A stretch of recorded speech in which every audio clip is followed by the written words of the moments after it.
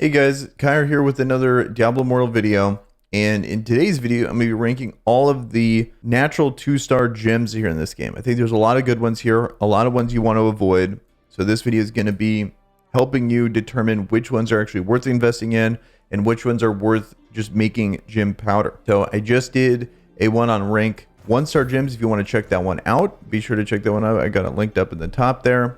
And let's get into it. So the first one is going to be Power and Command. Power and Command alternates every 9 seconds. Power increases your primary attack damage by 8%, and Command increases your other skill damage by 8%. 7.5% chance to dispel a negative effect. That's at rank 3. This can go up to 24% increased damage. So this is a great gem. This is easily one of the best 2-star gems in the game. I feel like this part right here, you could dispel a negative effect each time your power and command states alternate. It's too low of a chance on a too long of a cooldown to ever really rely on.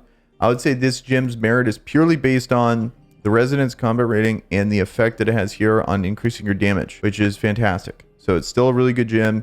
If you get the bonus of being randomly in the scenario when it alternates, that it actually cleanses an effect for you, that's fantastic. But that's like 1 in 1,000 for that to actually happen for you. Next here is going to be Fervent Fang. Each time you deal damage to an enemy, that enemy takes 0.8% increased damage from your attacks up to a maximum of 8% at 10 stacks. So another right in line. Really good damage boost. Elites and bosses, if you're going to be attacking the same thing for a very long time, this is going to be the gem that you want. This is from the battle pass, so you can actually realistically get a lot of copies of this. If you're ever crushing in other gems into, to rank them up, definitely don't crush this one. You can argue one of the rarest gems in the game because you're stuck to the battle pass. And I believe the Boon of Plenty as well does the Fervent Fang, but you can't just pull it from Elder Crest, to give you an example. So this is one gem that if I were to do it again, I would make sure I would save every single copy I get of this gem just in case, because it's a good gem and very hard to get. And next we have Follower's Burden.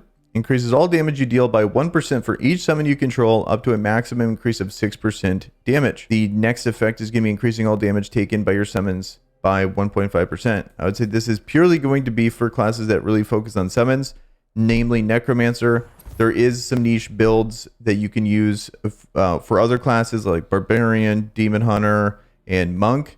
The ones that I can kind of think of. If you have Echoing Shade, you can kind of combo that with this as well. That's pretty rare. You normally it's going to be a Necromancer with Echoing Shade, then can really double dip into the Follower's Burden effect here of getting the full 6% damage here. Definitely a niche gem, definitely a good gem if you can actually pull it off, but not many classes can actually take advantage. And next we have the Hunger. Deal 40% base damage, X amount of life each time you defeat an enemy. Cannot occur more often than once every 20 seconds. The effect of this is pretty bad because of this 20-second internal cooldown. It's just kind of a bummer that it nerfs itself so badly. This 20-second internal cooldown on a lot of these gems make them borderline unusable. And I feel like the Hunger is in that category. Also increases your attack speed by 4% for 3 seconds after defeating an enemy. Is good, but I don't like effects that rely on you defeating an enemy. It not only relying on you to defeat an enemy, but also you need to take damage as that's happening, which is bad. And then usually the defeat of the enemy is the goal here. So I want all my effects contributing to me defeating that enemy, not giving me something after I defeat the enemy. That's why I think this is kind of a bad gem. Next, we have Bloody Reach. Increases all damage you deal by 2% for every 2 yards between you and the enemy hit. Maximum increase of 8% for 8 yards. This one is very similar to Power and Command in how it has that 8%. This percentage here, this is the highest percentage damage increase you can get in the game. It just kind of like how Bloodsoaked Jade starts at 8%. Bloody Reach and Power and Command also start at 8%, but Bloodsoaked Jade, the benefit of Bloodsoaked Jade here is that it has no conditional effect, whether it be you're in an attack state or a skill damage state, or you need to be at a certain range. Also, you get more resonance based on it from 2 to 5 stars. So it's like this is the consensus best gem in the game. I want to compare it to that because it's so similar to the best gem in the game that it shows that these are really good gems as well. So Bloody Reach and Power and Command I think are the 2 best 2-star gems for sure. And then just the big thing though for Bloody Reach is you need to be a ranged attacker. So this is going to be amazing for those classes, terrible for if you're a Barbarian, Monk, or Crusader. This increasing of the damage here is amazing. It has this other effect here which is also really good. Your attacks have a 0.3% chance to decrease enemy attack and movement speed by 35% for 3 seconds. So a very low percentage chance for that to proc, but especially in like PvP or something, this would be an insane effect to actually hit on someone because attack speed reduction in this game is so impactful because it also decreases your animations. It's really bad to have that ever happen to you in game. So for this to not only have one of the highest damaging percentages you can get, even though it is conditional, but then to also hinder someone so poorly, even though at a very low percentage, it makes Bloody Reach, I think, an insane gem, easily like the S tier, a 2-star gem, right alongside Power and Command. Next, we have Battle Guard. Decreases all melee damage you take by 8% from enemies for 3 yards, and then you move unhindered through enemies while your life is below 50%. I think this is a completely terrible gem, F tier for sure. And then now we have Unity Crystal. You and all party members take 0.5 reduced damage per additional party member. This is also a rank, F tier gem.